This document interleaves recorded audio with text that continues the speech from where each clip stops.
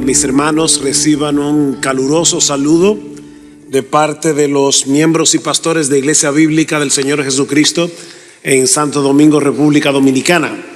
Es un gozo enorme estar aquí. Habría preferido evidentemente estar en una mejor condición, pero confío plenamente en lo que dice la palabra del Señor, que su poder se perfecciona en la debilidad. Así que es en esa confianza que hemos venido a predicar la palabra y esperando que el Espíritu Santo descienda con poder y ministre a nuestros corazones. Hemos estado orando por eso conforme a la necesidad de cada uno. Es un placer estar aquí, el haber conocido a nuestro hermano Luis David, a su esposa Emma, a sus preciosas hijas. Todavía no al que viene en camino, pero ha sido un gozo pasar estos días y obviamente, como decía nuestro hermano, el viernes fue para nosotros como familia, mi esposa y para mí, un día de celebración que terminó en una sala de emergencia del hospital. No era como lo habíamos planificado, pero los planes de Dios siempre son mejores que los nuestros. Les pido por favor que vayan conmigo al libro de Oseas. Libro del profeta Oseas en el Antiguo Testamento. Y vamos a estar cubriendo en esta mañana los capítulos 1 al 3. Pero déjenme leerles el capítulo 1 completo.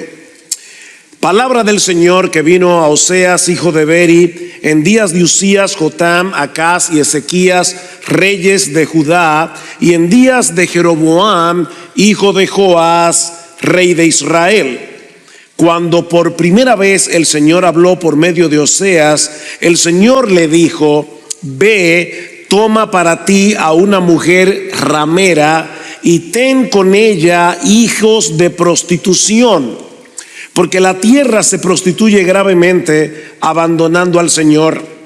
Oseas fue y tomó a Gomer, hija de Diblaim, y ella concibió y dio a luz un hijo. En la Reina Valera dice: le dio un hijo a Oseas. Y el Señor dijo a Oseas: ponle por nombre Jezreel, porque dentro de poco castigaré a la casa de Jehú por la sangre derramada en Jezreel, y pondré fin al reino de la casa de Israel. En aquel día quebraré el arco de Israel en el valle de Jezreel. Ella concibió otra vez y dio a luz a una hija. Y el Señor le dijo: ponle por nombre Lo-Ruama, porque ya no me compadeceré de la casa de Israel, pues no los perdonaré más.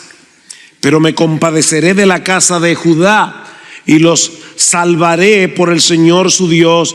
No los salvaré con arco, ni con espada, ni con batalla, ni con caballos, ni con jinetes. Después de haber destetado a los Ruamá, ella concibió y dio a luz un hijo. Y el Señor dijo: ponle por nombre Lo-Ammi, porque ustedes no son mi pueblo y yo no soy su Dios. Pero el número de los israelitas, aquí viene el contraste, será como la arena del mar, que no se puede medir ni contar. Y sucederá que en el lugar donde se les dice: no son mi pueblo, se les dirá: son hijos del Dios viviente. Y los hijos de Judá y los israelitas se reunirán y nombrarán para sí un solo jefe, y subirán de la tierra, porque grande será el día de Jezreel. Una vez más, busquemos la ayuda del Señor. Padre, de nuevo te damos muchas gracias por darnos la oportunidad de estar en medio de tu pueblo, por darnos la oportunidad de predicar tu palabra. Tú conoces mejor que nadie la debilidad del mensajero, pero Señor, cumple tú en esta hora tu promesa de que tu poder se magnifica, se manifiesta precisamente en nuestra debilidad, para que sea evidente que no somos nosotros, es tu gracia. Ven y bendícenos ahora, Señor. Bendice a tu pueblo, y aun si hay alguno aquí que todavía no pertenece al pueblo de Dios, llámalos hoy eficazmente al arrepentimiento y a la fe, porque te lo pedimos en Cristo. Amén y amén. Muchas personas tienen la idea equivocada, muy equivocada, de que el Dios del Antiguo Testamento es diferente al Dios del Nuevo Testamento. De hecho, muchos piensan que Dios el Hijo se hizo hombre y murió en una cruz porque era la única forma de aplacar la ira del Dios Padre, que no siente ninguna compasión por sus criaturas pecaminosas. Dios el Hijo es bueno, amoroso, compasivo. Dios el Padre es implacable en la aplicación de su justicia. Pero mis hermanos, nada puede estar más lejos de la realidad. Existe un solo Dios que subsiste en tres personas: el Padre, el Hijo y el Espíritu Santo, y ninguna de las tres personas de la Trinidad es más amorosa, es más compasiva que la otra. Fue por amor que el Padre envió a su Hijo para salvarnos de la condenación que merecen nuestros pecados, y todo eso obviamente sin pasar por alto su justicia. Todos conocemos seguramente de memoria Juan 3:16. De tal manera amó Dios al mundo. Ahora, ¿cuál de las tres personas de la Trinidad está siendo señalada ahí? Evidentemente Dios el Padre, porque dice que Él dio a su Hijo para que todo aquel que en Él cree no se pierda, mas tenga vida eterna. Por supuesto, el Hijo vino voluntariamente, movido por el mismo amor, porque el Hijo y el Padre son uno, dice en Juan capítulo 10, versículo 31. El que me ha visto a mí, ha visto al Padre, le dijo Cristo a Felipe en Juan capítulo 14, versículo 8. El Dios del Antiguo Testamento es el mismo Dios del Nuevo Testamento, porque, mis hermanos, hay un solo Dios, misericordioso, compasivo, más allá de lo que nuestras mentes finitas pueden imaginar y más allá de lo que este limitado predicador puede expresar en esta mañana. Y no porque esté medicado. Yo puedo estar en mi mejor condición física, mental, de garganta, y aún así yo no sería capaz de poder expresar en su justa dimensión el inexplicable, el invencible, el abrumador amor de Dios. Y eso es precisamente lo que aprendemos del libro de Oseas. Yo no sé cuántos de ustedes están familiarizados con el libro de Oseas, y yo espero que no llegues al cielo, te encuentres con Oseas y resulta que no hayas leído su libro. Pero la historia que se narra en este libro es muy chocante. La relación entre Oseas y Gomer. Pero lo que yo quisiera demostrar en esta mañana es que el amor que esa relación ejemplifica es sencillamente incomprensible. Ese Dios infinitamente santo, infinitamente justo, ha decidido amar a los suyos con tal clase de amor que escapa a toda comprensión humana. El libro de Oseas comienza como casi todos los libros proféticos, ubicando el ministerio de Oseas en su contexto histórico. Versículo 1 otra vez.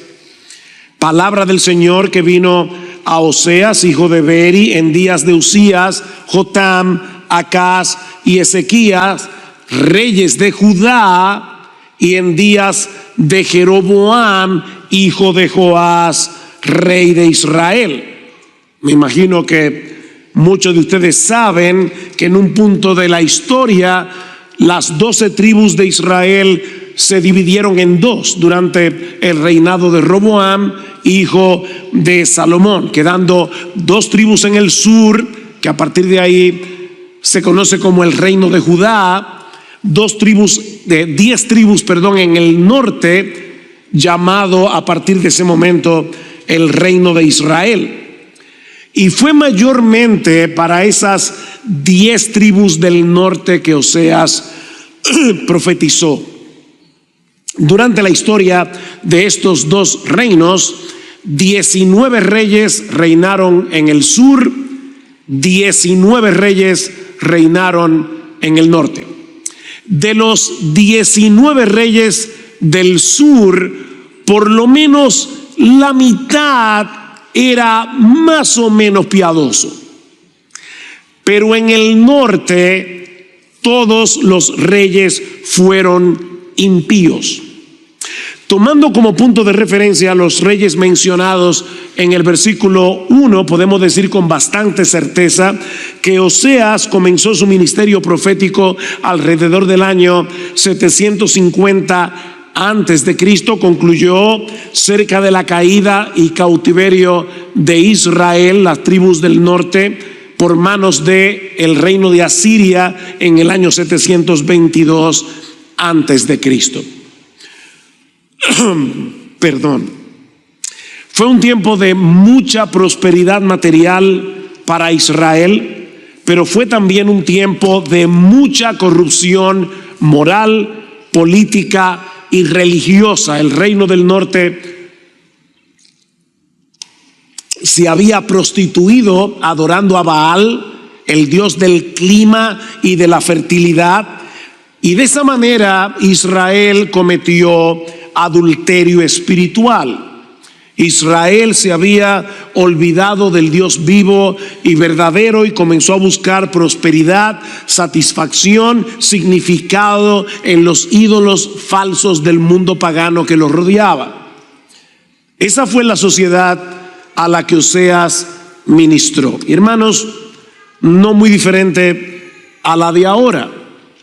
Una sociedad idólatra, materialista, violenta, hedonista, moralmente corrupta, pero es precisamente en el contexto de ese trasfondo tan pecaminoso, tan pervertido, que brilla inmensamente la gracia y la misericordia de Dios, ejemplificada en la vida del profeta Oseas y su extraña relación con Gomer, lo que nos lleva de la mano a nuestro segundo encabezado, el matrimonio del profeta, versículos 2 y 3.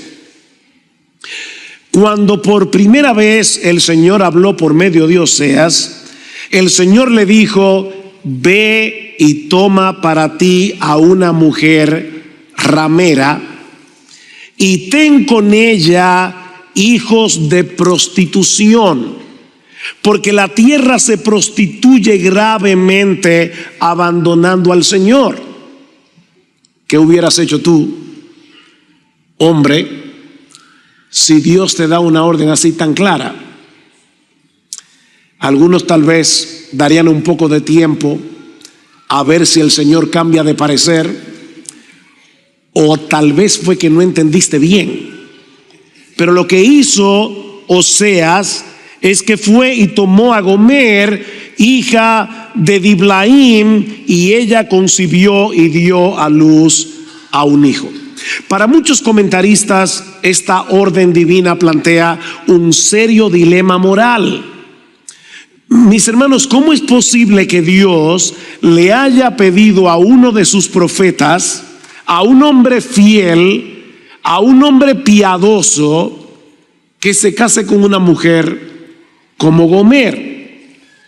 De hecho, en Levítico 21:7 se prohíbe tajantemente que un sacerdote se case con una mujer inmoral. ¿Acaso no debería aplicarse el mismo estándar a un profeta? Desde cualquier punto de vista, lo que Dios le estaba pidiendo a Oseas no parece encajar con lo que el mismo Dios enseña en su palabra acerca de la santidad del matrimonio. Sin embargo, Dios no solo le pidió lo que le pidió, sino que el Espíritu Santo inspiró a Oseas para que dejara registrada su historia en las Escrituras para la edificación de su pueblo, incluyendo la iglesia de Highview en Louisville, Kentucky. Mis hermanos, esta historia quedó registrada en la Biblia para ti y para mí. Dios quería que tú y yo conociéramos esta extraña historia de amor. Ahora, es muy probable que Gomer no haya sido una ramera al momento de casarse con Oseas. Recuerden que el profeta estaba mirando los hechos en retrospectiva después de que todas estas cosas sucedieron. Si yo le dijera a ustedes que mi esposa y yo fuimos a la misma escuela cuando éramos niños, yo espero que ustedes entiendan que en ese momento éramos solteros. Pero como ahora yo estoy contando la historia mirando hacia atrás, es perfectamente legítimo que yo les diga, lo cual es verdad, que mi esposa y yo fuimos a la misma escuela siendo niños, aunque no estábamos casados. Bueno, eso es lo que parece estar sucediendo aquí. Ya la historia pasó. Oseas sabía de parte de Dios que su esposa sería una ramera, pero noten lo que dice el versículo 2. Ve, toma para ti una mujer ramera y ten con ella hijos de prostitución. Esos hijos no habían nacido todavía. Gomer no tenía hijos al momento de casarse con Oseas, pero los hijos son mencionados desde antes de casarse. Ahora, habiendo hecho esta aclaración, de todas maneras, mis hermanos, lo que Dios le estaba pidiendo a Oseas es que le entregue su corazón a una mujer que lo iba a traicionar, a una mujer que no iba a apreciar su amor, a una mujer que lo iba a humillar como hombre profundamente. ¿Ustedes se imaginan cómo fue para Oseas el día de su boda? Todo el mundo se casa con la ilusión, con la esperanza de tener un matrimonio feliz. De hecho, yo no voy a preguntar eso aquí, pero ¿alguno de ustedes se casó pensando de antemano que se estaba desgraciando la vida? Bueno, yo creo que Oseas, yo no sé cómo eran las bodas en aquellos días, si la persona entraba por el altar del templo, pero sea como sea, Oseas sabía que él no tenía ninguna razón para esperar un matrimonio dichoso. Oseas sabía de antemano que no podía esperar un matrimonio feliz. Oseas, yo te estoy pidiendo que le entregues tu corazón a una mujer que no lo va a apreciar. Te estoy pidiendo que le entregues tu corazón a una mujer que terminará haciéndote infiel. Ahora, yo sé que esto suena muy chocante, porque de hecho lo es, pero lo que yo quiero demostrarte en esta mañana es que la historia que está detrás de esta historia es 1000 veces más sorprendente, porque sabes que tú y yo, y hablo aquí a los creyentes, tú y yo somos Gomer. Oseas no es más que una representación imperfecta, una sombra imperfecta de nuestro marido, y nosotros somos una sombra, apenas una sombra imperfecta de lo adúltera que llegó a ser Gomer. Cuando Dios nos escogió para ser suyos desde antes de la fundación del mundo, no lo hizo porque resultáramos atractivos a sus ojos. Él conocía perfectamente el tipo de personas que habríamos de ser antes de venir a Cristo. Él sabía perfectamente todas las veces que tú y yo íbamos a pecar contra Él después de convertidos, incluyendo el pecado de la idolatría. Por favor, no te imagines a un idólatra postrado ante una imagen, ante una estatua de piedra. Juan concluye su primera carta escrita a cristianos diciéndole: nosotros estamos en el verdadero, en su Hijo Jesucristo. Este es el verdadero Dios y la vida eterna. Hijitos, guardaos de los ídolos. Hijitos creyentes, evangélicos, guardaos de los ídolos. Un autor llamado Brad Bickney define la idolatría, escucha esto, como cualquier cosa o persona que captura nuestro corazón, nuestra mente y nuestros afectos más que a Dios. Ahí está la clave para entender la idolatría. Más que a Dios. Puede ser que se trate de algo bueno, tu esposo, tu esposa, tus hijos, pero si lo deseas más que a Dios, ya se ha convertido en un ídolo. Yo quiero ayudarte en esta mañana a examinar tu corazón. Mira, mi hermano, mi hermana, cuando el hecho de no tener eso que deseas te causa irritación, descontento, ansiedad, eso es un síntoma inequívoco de que has caído en el pecado de la idolatría. Ese descontento, esa irritación es un indicativo de que Dios no es suficiente para ti, de que tenerlo a Él no te basta. Tan pronto ese deseo desmedido se apodera de nuestro corazón, hemos cometido adulterio espiritual en la presencia misma de Dios. ¿Cuál es el primer mandamiento del decálogo? Ustedes están aquí estudiando y orando los 10 mandamientos. ¿Cuál es el primero? No tendrás dioses ajenos delante de mí. ¿Tú escuchaste esa última parte? Delante de mí. Todo lo que tú deseas más que a Dios es un altar idolátrico que estás colocando en su misma cara para hacerle infiel. Como el esposo que cuelga una foto de su amante frente al lecho nupcial, donde él se acuesta con su esposa todas las noches. No tendrás dioses ajenos delante de mí.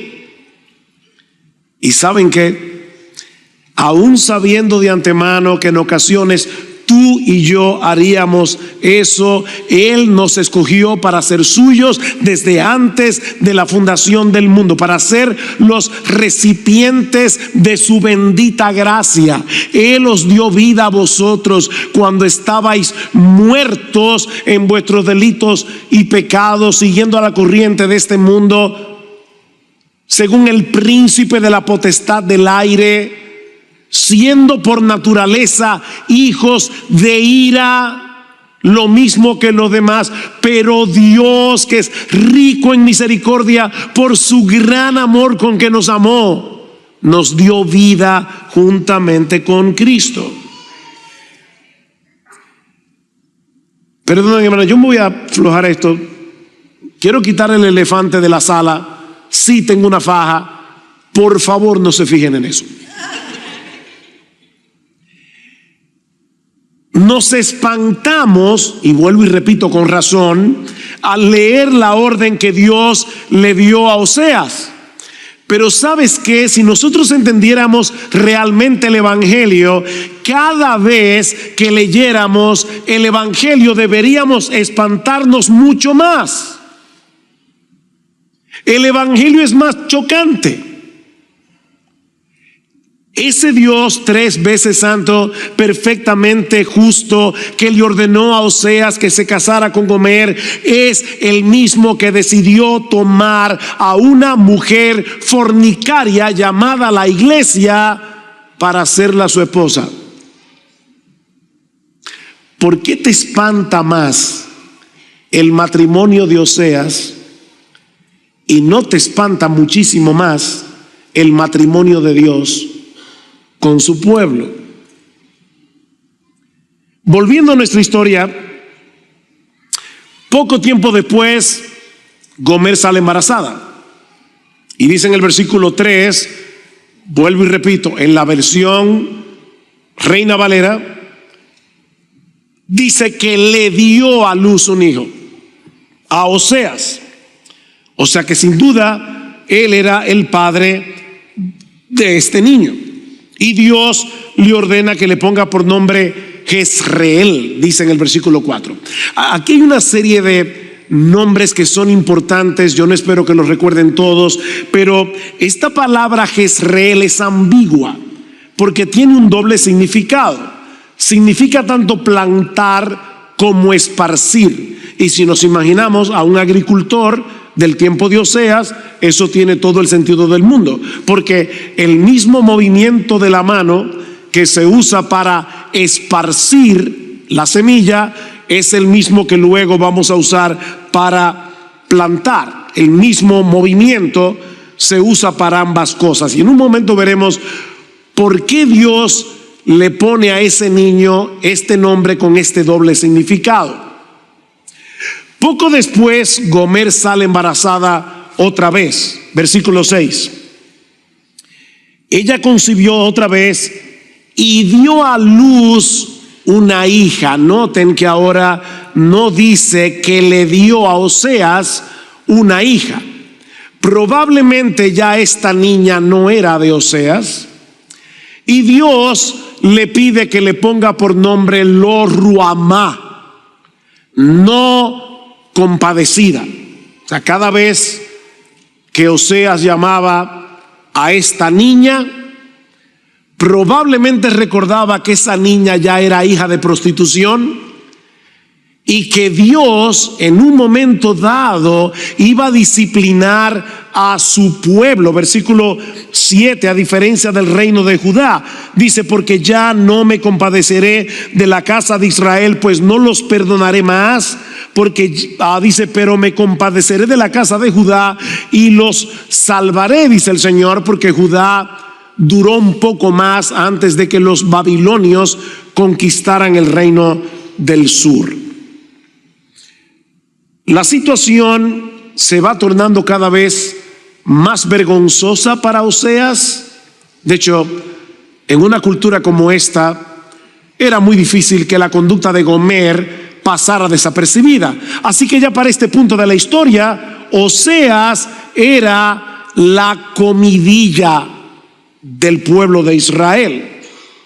Finalmente, Gomer le da a luz otro hijo, y este sí que ya seguro que no es de Oseas, porque dice que le puso por nombre Lo-ammi, que significa este no es mi pueblo, probablemente diciendo y tampoco es tu hijo. Gomer a partir de ese momento se corrompe tanto que decide abandonar a Oseas y a irse detrás de sus amantes. Versículo 5. Pues su madre se prostituyó, la que los concibió se deshonró, porque dijo: iré tras mis amantes que me dan mi pan y mi agua, mi lana y mi lino, mi aceite y mi bebida. Yo debo decir, hermanos, que cuando uno lee el libro de Oseas, es difícil distinguir en la historia la actuación de Oseas y la actuación de Dios. Pero al parecer, Oseas continuó cuidando de su esposa adúltera, siendo fiel al voto que él había hecho cuando se casó con ella. Noten lo que dice el versículo 8. Pues ella no sabía, recuerden qué es lo que dice Gomer: yo iré tras mis amantes que me dan mi pan, mi lana, mi lino, mi aceite. Dice, porque ella no sabía que era yo el que le daba el trigo, el vino nuevo y el aceite, y el que le prodigaba la plata y el oro que ellos usaban para Baal. Nosotros no sabemos de qué manera Oseas, si estamos en lo correcto de que la historia se confunde aquí, la de Dios y la de Oseas, no sabemos cómo era que Oseas le hacía llegar a Gomer la cosa que ella necesitaba. Tal vez Oseas iba al mercado, se encontraba con el amante de turno de su esposa y le decía: mira, yo sé que tú no tienes toda la capacidad económica para tratar bien a mi esposa, así que yo te pido que tú le lleves esto. Y el amante llegaba a la casa y le daba el lino, la lana, el aceite a Gomer, y ella le daba un abrazo y le daba las gracias a su amante, porque ella no sabía que era su esposo que estaba cuidando de ella. Hermanos, otra vez, esto es chocante, pero yo te pregunto, ¿no cometemos nosotros el mismo pecado? Dime una cosa honestamente. Tú trabajas, supongo, al mes te dan un sueldo. Con ese sueldo vas al supermercado, con ese sueldo mantienes a tu familia, pagas la casa, pagas la luz. ¿Tú le das las gracias a Dios o le das las gracias en silencio a tu sueldo? Para nosotros, lo que yo tengo en el bolsillo es el fruto de mi trabajo.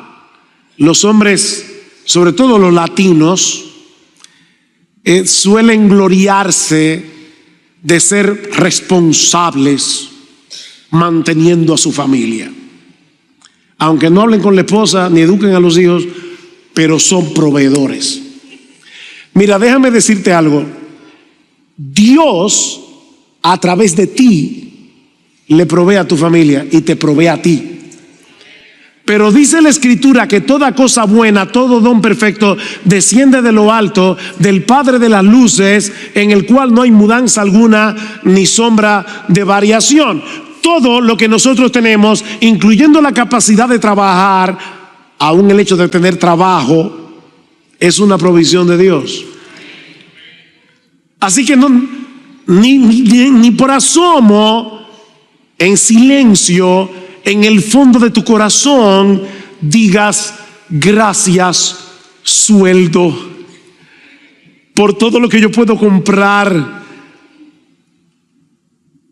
con el dinero que gano. Leyendo esta historia, Nos parece increíble que una mujer pueda ser tan insensata, tan necia de serle infiel a un marido como Oseas. Pero no es eso lo que hacemos los creyentes cada vez que buscamos en las cosas creadas lo que solo el Creador puede darnos. No lo olviden, mis hermanos, nosotros somos Gomer. Nosotros tenemos un marido perfecto en los cielos que de pura gracia ha decidido bendecirnos con toda bendición espiritual en los lugares celestiales en Cristo. Un Dios que ha prometido en su palabra proveer para nuestras necesidades conforme a sus riquezas en gloria en Cristo Jesús. Pero ¿no es verdad que muchas veces nos alejamos de Él para ir detrás de nuestros ídolos como si nuestro Dios no fuera suficiente? ¿Y saben lo que hace Dios si en verdad somos parte de su pueblo? Él busca la manera de hacernos reaccionar. Y si no puede despertarnos de nuestra locura por medio de su bondad, entonces lo hará por medio de la disciplina. Gomer continuó enredada en su pecado, yendo detrás de los deseos pecaminosos de su corazón hasta que las cosas comenzaron a ir de mal en peor. Versículo 6 del capítulo 2. Por tanto voy a cercar su camino con espinos, levantaré un muro, dice, contra ella para que no encuentre sus senderos. Ella seguirá a sus amantes, pero no los alcanzará. Los buscará, pero no los hallará. Y entonces dirá: iré y volveré a mi primer marido, porque mejor me iba entonces que ahora. Mis hermanos, esto no es lo que dijo Gomer en medio de la disciplina. Dios está diciendo: yo estoy haciendo esto para que ella despierte y venga a mí entendiendo que yo soy mejor que sus amantes. Ese es el propósito de la disciplina. Mis hermanos, el amor verdadero siempre busca dar lo mejor de sí. ¿Y sabes qué es lo mejor que tiene Dios para darnos? Él mismo. Dios es nuestra mayor bendición. Él sabe lo que vamos a cosechar si nos alejamos de Él para ir detrás de nuestros ídolos, y es por eso que muchas veces nos deja cosechar las consecuencias amargas del pecado, hasta que digamos como el hijo pródigo: ¿cuántos jornaleros en casa de mi padre tienen abundancia de pan y yo aquí estoy pereciendo de hambre? El Señor quiere llevarnos a la sensatez de decir: iré y me volveré a mi primer marido, porque mejor me iba entonces que ahora. Pero lamentablemente esa no fue la reacción de Gomer. Todavía no acababa de entender que su esposo era 1000 veces mejor que sus amantes, hasta que recibió las consecuencias de su locura. Capítulo 2, versículo 9. Dice Dios: por tanto volveré a tomar mi trigo a su tiempo y mi vino nuevo a su sazón. También me llevaré mi lana y mi lino que le di para que cubriera su desnudez. Y entonces descubriré su vergüenza ante los ojos de sus amantes, y nadie la librará de mi mano. Haré cesar también todo su regocijo, sus fiestas, sus lunas nuevas, sus días de reposo y todas sus solemnidades. Devastaré sus vides y sus higueras, de las cuales, decía ella, son la paga que mis amantes me han dado. ¿Ven la locura? Lo que Dios le daba, ella pensaban que era la paga de sus amantes. La convertiré en matorral y la devorarán las bestias del campo. La castigaré por los días de los Baales, cuando ella les ofrecía sacrificios y se adornaba con sus arcillos y joyas y se iba tras sus amantes y se olvidaba de mí, declara el Señor. Pero ahí no termina la historia. Versículo 14. Por tanto voy a seducirla, llevarla al desierto y hablarle al corazón. El propósito de la disciplina era volver a traer a Gomer a su marido. Eventualmente, Gomer fue desechada por sus amantes y fue tratada como una basura. Fue tal su degradación que terminó siendo vendida en el mercado de esclavos. Allí fue exhibida públicamente como una mercancía barata. Y por favor, no olviden ni por un instante que esta es una historia verdadera. Esto sucedió tal cual el libro le está contando. Gomer termina en el mercado de esclavos, esperando al próximo hombre que la comprara para abusar de ella. Pero entonces ocurre lo inesperado. Capítulo 3. Entonces el Señor me dijo: ve otra vez, ama a una mujer amada por otro y adúltera, así como el Señor ama a los israelitas, a pesar de que ellos se vuelven a otros dioses y se deleitan con tortas de pasas. La compré pues para mí por 15 siclos de plata. Si vas al libro de Éxodo, te vas a dar cuenta que una esclava era vendida por 30. Gomer estaba en tan mal estado que ya no daban por ella ni la mitad de lo que se pagaba por una esclava. 15 siclos de plata y 1,5 homer de cebada. Ahora, ¿ustedes se imaginan a Oseas participando en la subasta de su propia esposa? Todos los hombres en el mercado mirándola con desprecio, ofreciendo poca cosa, porque ya Gomer era un desecho humano, una basura. Esto tiene que haber sido increíblemente humillante para Oseas. Pero no solo estuvo dispuesto a pagar el precio que pedían por Gomer, sino que después que la compra, vuelve a reafirmarle su voto matrimonial. Versículo 3. Y le dije: te quedarás conmigo por muchos días. No te prostituirás ni serás de otro hombre, y yo también seré para ti. Una vez más, Dios quiere recordarnos que la actuación de Oseas, por extraordinaria que parezca, no es más que un pálido reflejo de lo que él habría de hacer por su pueblo. Versículo 4. Porque por muchos días los israelitas quedarán sin rey y sin príncipe, sin sacrificio y sin pilar sagrado, sin efod y sin ídolos domésticos. Después los israelitas volverán y buscarán al Señor su Dios y a David su rey, y acudirán temblorosos al Señor y a su bondad en los últimos días. Dios no había terminado de tratar con su pueblo. Israel iba a sufrir con creces las consecuencias de su adulterio, pero aún en medio de este mensaje de juicio que Oseas pronuncia contra el pueblo, la misericordia divina vuelve a brillar de una forma extraordinaria.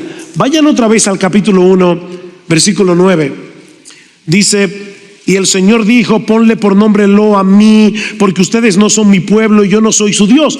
Pero El número de los israelitas será como la arena del mar, que no se puede medir ni contar, y sucederá que en el lugar donde se les dice no son mi pueblo, se les dirá son hijos del Dios viviente. Capítulo 2, versículo 14. Por tanto voy a seducirla, llevarla al desierto, hablaré al corazón y allí le daré sus viñas y el valle de Acor por puerta de esperanza. ¿Saben lo que significa la palabra Acor en hebreo? Significa problema. En Acor fue donde apedrearon a Acán. Acán fue el que cometió la primera infidelidad contra Dios en medio de la tierra prometida. Y ahora Dios está diciendo, ustedes siguen cometiendo infidelidades contra mí, pero créanme, yo voy a convertir el valle de problemas en un valle de esperanza. Y allí cantará como en los días de su juventud, como en el día que subió de la tierra de Egipto. Sucederá en aquel día, declara el Señor, que me llamarás Ishi, y no me llamarás más Baali, porque quitaré de su boca los nombres de los Baales y nunca más serán mencionados por sus nombres. En aquel día haré también un pacto con ellos, con las bestias del campo, con las aves del cielo y con los reptiles de la tierra. Quitaré de la tierra el arco, la espada y la guerra, y haré que ellos duerman seguros.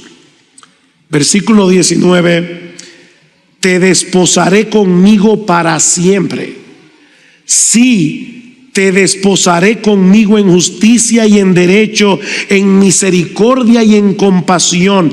Te desposaré conmigo en fidelidad y tú conocerás al Señor. ¿Se dieron cuenta que en el versículo 19 3 veces Dios le dice a su pueblo: te desposaré, te desposaré, te desposaré? Cientos de años más tarde, si has leído la carta de Pablo a los romanos, sabrás que Pablo cita estos versículos de Oseas para mostrar que la apostasía de Israel no frustró el plan redentor de Dios.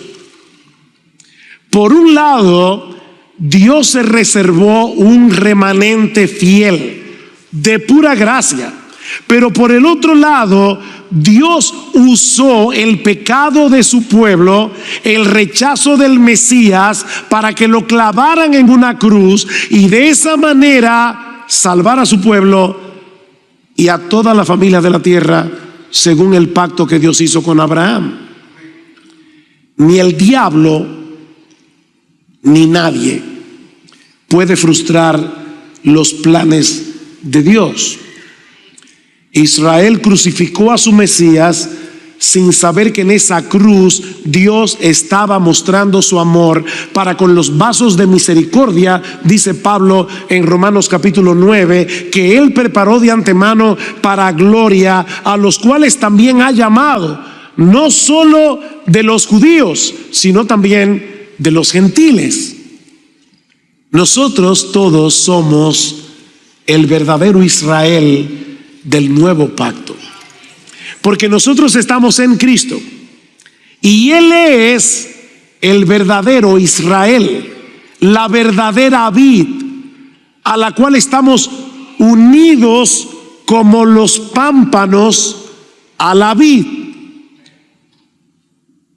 Nosotros somos el verdadero Israel porque estamos en el verdadero israelita. De hecho, no solamente Pablo cita este texto, sino que Pedro en su primera carta, primera de Pedro capítulo 2, versículos 9 y 10, cita Oseas 2:23 para comparar a Israel con la iglesia. Y cita el libro de Oseas. Mis hermanos, Dios también tuvo que comprar a una ramera para hacerla su esposa. Y no por 15 ciclos de plata y 1 omer y medio de cebada, sino con la sangre preciosa de su precioso Hijo. Miren, definitivamente Dios no es como nosotros. Hay un texto que yo sé que es muy conocido en el libro del profeta Isaías: porque mis pensamientos no son vuestros pensamientos, ni vuestros caminos mis caminos, dijo Jehová. Isaías 55:8. Como son más altos los cielos que la tierra, así son mis caminos más altos que vuestros caminos, y mis pensamientos más que vuestros pensamientos. Sin embargo, yo tengo la sospecha de que cada vez que se cita ese texto, se cita fuera de contexto. Porque normalmente nosotros citamos Isaías 55:8 y 9 cuando Dios hace algo en nuestra vida que no parece tener sentido, cuando el actuar de Dios es misterioso y decimos, claro, es que los pensamientos de Dios no son como los nuestros. Pero Dios no está hablando aquí de su providencia misteriosa. ¿Saben de qué está hablando Dios aquí? Del perdón. Los versículos anteriores a Isaías 55:8 dice lo siguiente: buscad a Jehová mientras pueda ser hallado, llamadle en tanto que está cercano, deje el impío su camino y el hombre inicuo sus pensamientos, y vuélvase a Jehová, el cual tendrá de él misericordia, y al Dios nuestro, el cual será amplio en perdonar, porque mis pensamientos no son como los tuyos y mis caminos tampoco. En otras palabras, Dios no perdona como tú y como yo, porque nosotros solemos ser implacables con los que nos ofenden. Y el problema es que muchas veces proyectamos nuestra forma de actuar con el ofensor, la proyectamos hacia Dios. A ti y a mí se nos hace difícil perdonar al que nos ofende, porque somos orgullosos, porque somos vengativos. Pero gloria al Señor, nuestro Dios no es como nosotros. ¿Saben cuál es el deleite de Dios? Perdonar a pecadores. Miqueas capítulo 7 versículo 18 dice que Él se deleita en perdonar. Él se deleita en tener misericordia. Su amor es muy distinto al nuestro.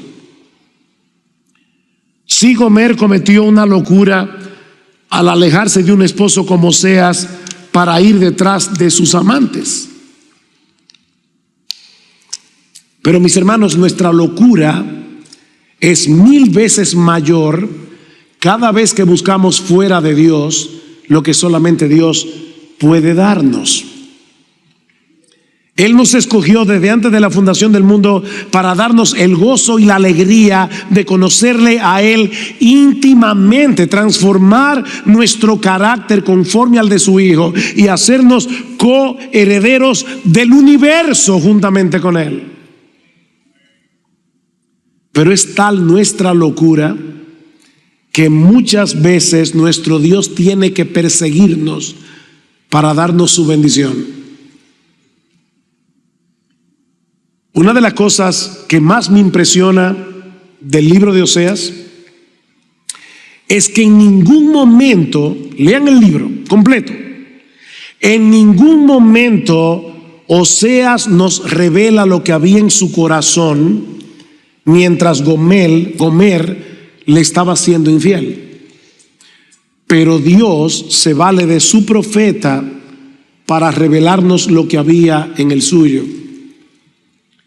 Es muy humillante que un hombre desnude su corazón delante de otros hombres para mostrar su dolor por una esposa que lo ha traicionado, por una esposa que lo ha despreciado.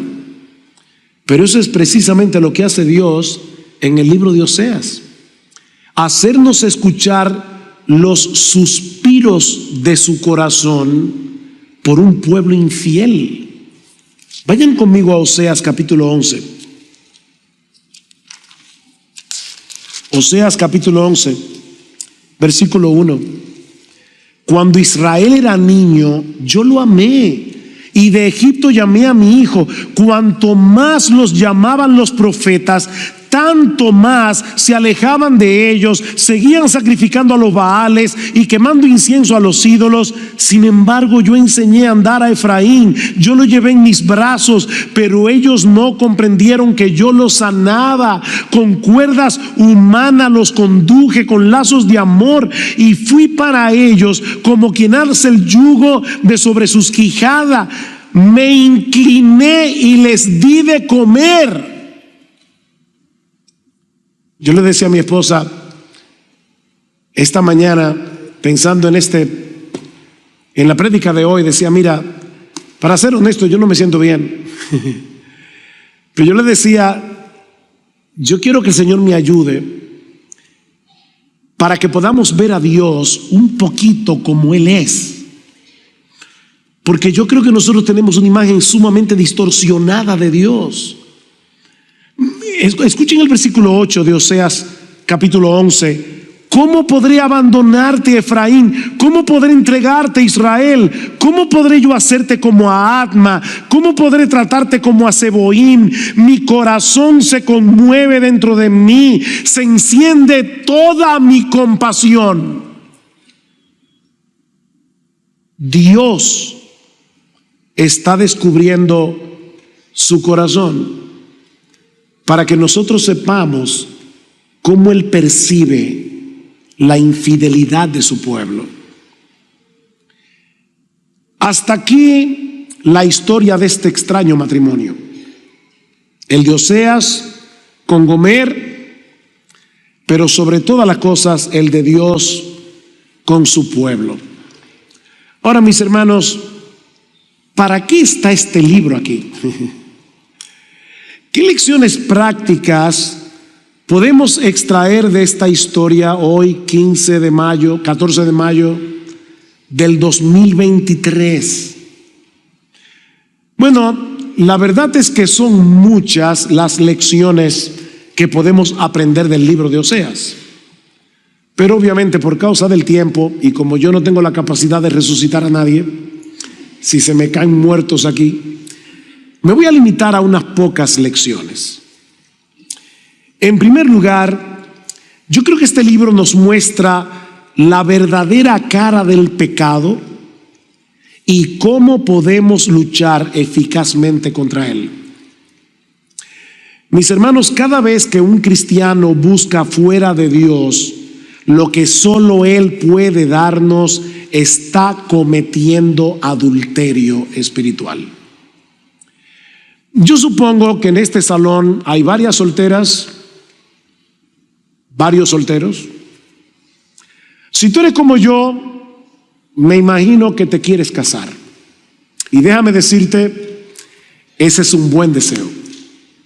Es más, un fantástico deseo. Pero si el hecho de no poder casarte te está llenando de amargura, te está llenando de descontento y aún te está haciendo dudar del amor de Dios, ese buen deseo, ese legítimo deseo, ya es un ídolo en tu vida. Tu marido celestial no está siendo suficiente para ti. O tal vez estás casada y honestamente quisieras tener otro marido. Eso no es de risa, eso es muy triste. Pero ¿sabes qué, mi amada hermana? Tú tienes un marido en los cielos que suple para ti no 1000 veces, no 1,000,000 de veces, infinitamente veces, más de lo que tu marido terrenal no te está dando. Tú tienes un buen marido. La razón por la que pecamos, cada vez que pecamos, con lo que sea, es porque pensamos encontrar fuera de nuestro esposo algo mejor de lo que Él nos ofrece en Cristo. ¿Quieres luchar eficazmente contra los ídolos de tu corazón? Antes que nada, identifica cuáles son. para que puedas luchar eficazmente contra ellos. Pídele a Dios en oración que te ayude a examinar con objetividad tu propio corazón. Déjame ayudarte un poco. Mi hermano, mi hermana, ¿cuáles son los deseos que controlan tus pensamientos y tus conversaciones? Porque de la abundancia del corazón habla la boca, dice el Señor. ¿En qué tú sueñas cuando sueñas despierto? ¿Estás dispuesto a pecar para obtener algo que deseas o para retener algo que no quieres perder? ¿Hay alguna cosa aparte de Dios que te haga sentir seguro? Cuando yo iba camino al hospital el viernes, gracias al Señor, uno debe ser previsor. Que mi esposa y yo, como viajamos con cierta frecuencia, sacamos un seguro de viajes. Ustedes saben que aquí caer en un hospital sin seguro puede ser una desgracia. Y yo tuve 6 horas o 7 horas en el hospital, me hicieron scan, prueba de sangre, no sé cuántas cosas más. Me imagino que no fue una cuenta bajita, pero gloria al Señor, qué bueno, yo tenía seguro. Está bien, hasta ahí. Pero ¿saben qué era lo más importante? Que yo estaba en las manos del Señor, con seguro o sin seguro. Yo estaba en las manos de Dios. Mi hermano, ¿qué es lo que te hace sentir seguro? Sobre todo cuando las cosas comienzan a ponerse feas. ¿Hay alguna cosa que tú creas necesitar aparte de Él para ser feliz? ¿O para que tu vida tenga propósito y significado? ¿Cuáles son tus temores? ¿O lo que te causa ansiedad? ¿Cuáles son las cosas que te irritan o te producen descontentos? Porque todas esas cosas, temores, ansiedad, irritación, ¿saben lo que son? Alarmas que Dios ha puesto en nosotros para hacernos ver que nuestros deseos están saliendo de control. Y vuelvo y repito, pueden ser deseos legítimos. Así que mi hermano, mi hermana, examínate a ti mismo y luego recuerda quién es tu marido. Recuerda el costoso amor con que te ha amado, los beneficios espirituales sin número que Él ha derramado y continúa derramando sobre ti. Medita en eso, mi hermano, mi hermana, hasta que el brillo pasajero del pecado se desvanezca por completo a la luz del invencible, inexplicable y soberano amor de Dios que nos buscó y nos escogió cuando estábamos muertos en nuestros delitos y pecados, nos dio vida y en el altar del matrimonio nos hizo suyos. Recuerda ese momento cuando Jesús te dijo al corazón: yo, Jesús, te tomo por esposa delante de nuestro Dios. Y prometo serte fiel y verdaderamente fiel en los sufrimientos y gozo, en pobreza y abundancia, en salud y enfermedad. Yo prometo amarte y alegrarte como tu compañero, no hasta que la muerte nos separe, sino por los siglos de los siglos. Vuelvan otra vez al capítulo 2 de Oseas, versículo 16. Ya yo lo leí y les dije que había un juego de palabras aquí. Ahora déjenme explicar esto. Sucederá en aquel día, declara el Señor, que me llamarás Ishi, mi marido, y no me llamarás más Baali, que significa mi Señor. Para nosotros Baal, ¿verdad?, es un ídolo falso, pero la palabra Baal en hebreo lo que significa es Señor, y muchas veces se usa para hablar de un Señor duro, para hablar de un Señor demandante y cruel. De manera que lo que Dios está diciendo aquí es: cuando yo te despose conmigo otra vez, cuando yo por fin te saque de tu locura y te haga volver a mí, tú vas a comenzar a deleitarte en mí y no a verme simplemente como tu Señor, que lo es, sino como tu marido. Yo creo que Piper tiene razón cuando dice que una de las enseñanzas esenciales de este libro es que nosotros debemos amar apasionadamente a Dios como nuestro marido y no simplemente servirle como nuestro Señor.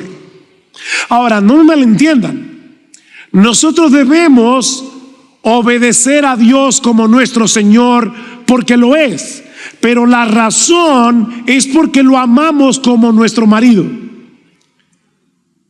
No es un servicio legalista, no es un servicio servil. No es que yo me levanto por la mañana y leo la Biblia y oro porque tengo el temor de que si no lo hago me va a caer un rayo del cielo. Es porque yo amo a mi marido y me gozo en su palabra y quiero oír su voz. Y quiero estar en el día del Señor, donde el pueblo redimido se congrega, no como una obligación, sino como algo que le da gozo a mi corazón, porque yo quiero tener comunión íntima con mi Señor. En segundo lugar,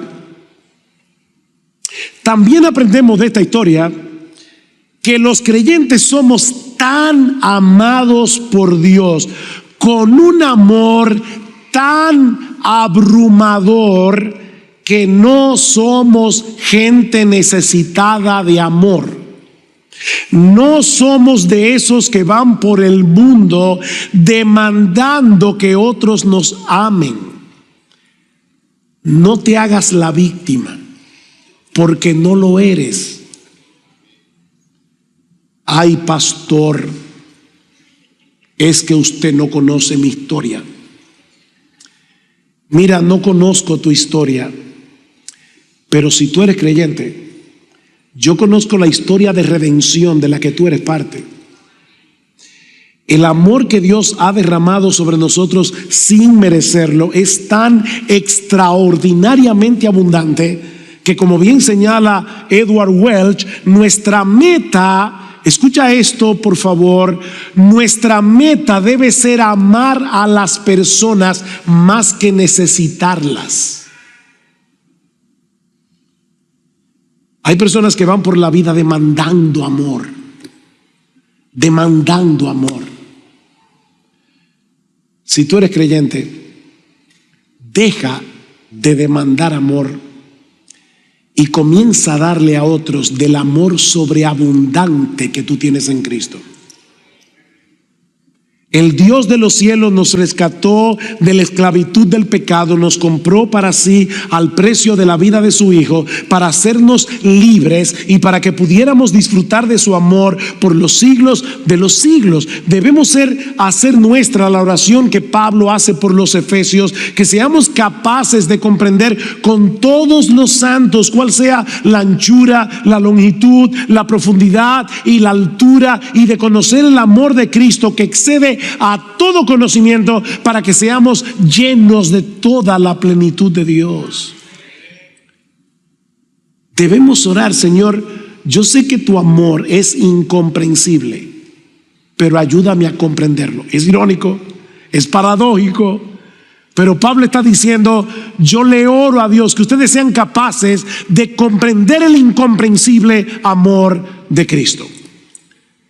¿Recuerdan ese corito para niños que dice: es tan alto el amor de Dios que no puedo ir arriba de Él es tan bajo que no puedo ir, debajo de Él es tan ancho que no puedo ir afuera de Él, tan vasto es el amor de Dios. Bueno, Pablo está diciendo: yo le pido al Señor en oración que ustedes sean capaces de comprender ese amor, porque cuando no eres capaz de comprender el amor de Dios, vas a tener muchos problemas en tu vida cristiana. Cada cosa que te salga mal, tú la vas a malinterpretar y vas a pensar que en ese momento Dios ha dejado de amarte. ¿Saben dónde se mide el amor de Dios? No es en la prosperidad, no es en la salud, es en el Calvario. Tú eres demasiado amado, demasiado amada, si estás en Cristo. En tercer lugar, si en verdad tú eres cristiano, y esto era algo que le oraba el Señor esta mañana, porque yo no conozco la condición de tu corazón, pero si tú eres cristiano y en este momento te has enfriado en tu relación con el Señor, tú sabes que tú no estás bien con el Señor, vuélvete a tu marido. Él te ha traído hoy aquí para hablarle a tu corazón a través del profeta Oseas. ¿Acaso tú piensas que ya no hay remedio para ti? ¿Que tu condición espiritual es irreversible? Pero escucha con atención la voz de Dios en el último capítulo del libro de Oseas, Oseas capítulo 14.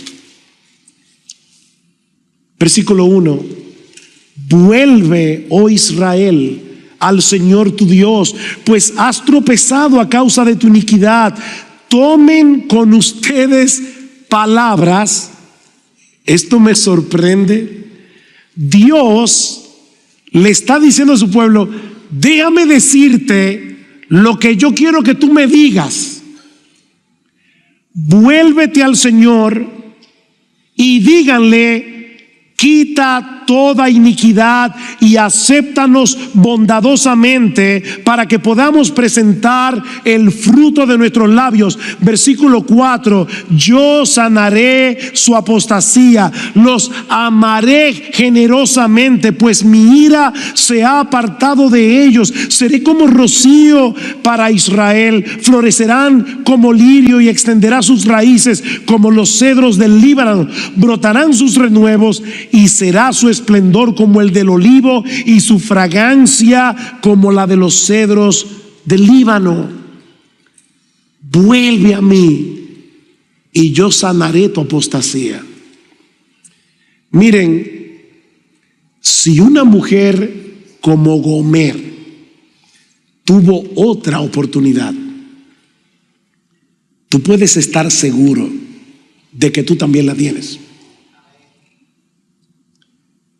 No te quedes en el estado en que estás. No cometas el error de proyectar la frialdad de tu amor por Cristo al amor de Cristo por ti.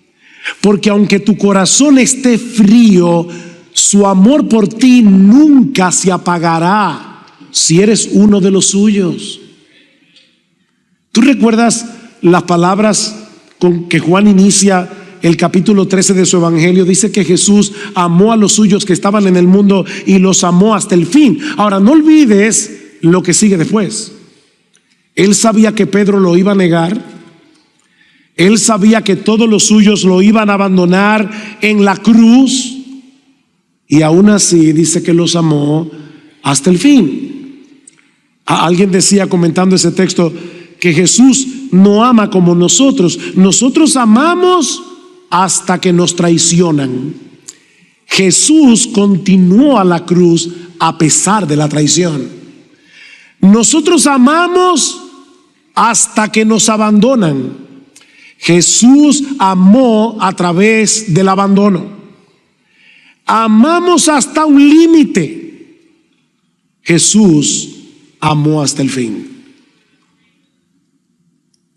vuélvete a tu marido en arrepentimiento y fe, porque él no es como tú. Él te sigue amando hoy, oye bien, Él te sigue amando hoy como cuando estaba dando su vida por ti en la cruz del Calvario, y sigue teniendo el propósito de tener intimidad contigo. Oseas 2:20: te desposaré conmigo en fidelidad y tú conocerás al Señor.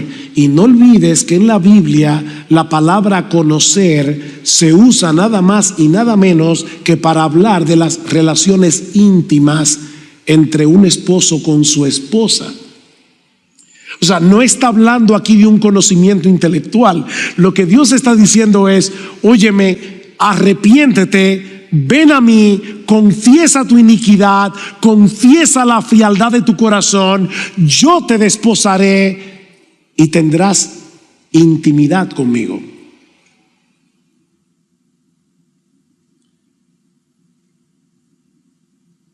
¿Quién entiende un amor así? Y si hay alguien aquí que todavía está sin Cristo, fuera de ese pacto matrimonial, mi amigo, solo me resta suplicarte que no desprecies al Dios amante que nos revela su corazón en este libro. Porque así como es infinita su misericordia para los que se refugian en Él por medio de la fe en su Hijo, así de infinita será la aplicación de su justicia en el infierno para aquellos que rechazan su oferta de salvación en Cristo y mueren en su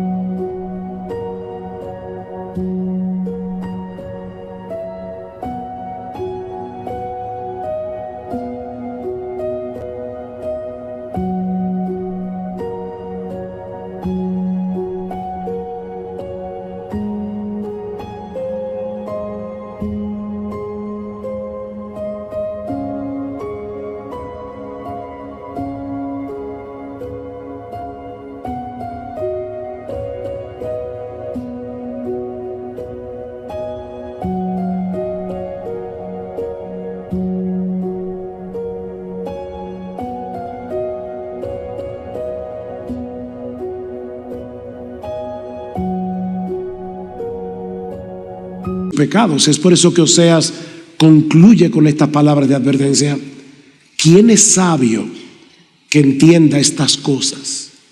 ¿Quién es prudente que las comprenda? porque rectos son los caminos del Señor y los justos andarán por ellos, pero los transgresores tropezarán en ellos. Quiere el Señor que tú seas uno de los que transitan por ese camino en vez de caer destruido en él.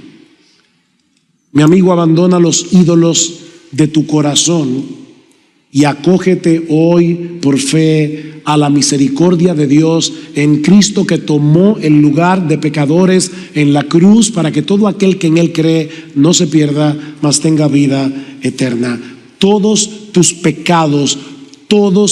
pecados serán perdonados si vienes a Él en arrepentimiento y fe. Recibirás gratuitamente por gracia el don de la vida eterna y comenzarás a disfrutar de ese amor invencible, inconquistable de Dios, eternamente y para siempre. Vamos a orar. Padre, queremos darte muchas gracias por habernos dado de nuevo la oportunidad de predicar tu palabra, por permitirnos ver destellos de tu amor a través de este libro. Padre, lo que este limitado predicador no podía hacer, yo te ruego, Señor, que tú lo hagas por tu Espíritu en el corazón de cada uno aquí a través de tu palabra. Despierta, Señor, a los creyentes que puedan estar adormilados. Despierta, oh Señor, y anima a los que están cansados. Tú prometes, oh Padre bueno, multiplicar las fuerzas del que no tiene ningunas. Mira a tu pueblo aquí, Señor, y atráelos una vez más con cuerdas de amor. Pero mira, Señor, también a aquellos que están aquí sin Cristo. Padre, derrama abundantemente en este lugar arrepentimiento y fe, y que muchos en el día de hoy puedan pasar de la muerte a la vida. Cambia corazones de piedra en corazones de carne, porque te lo suplicamos en el precioso nombre de Cristo. Amén y amén.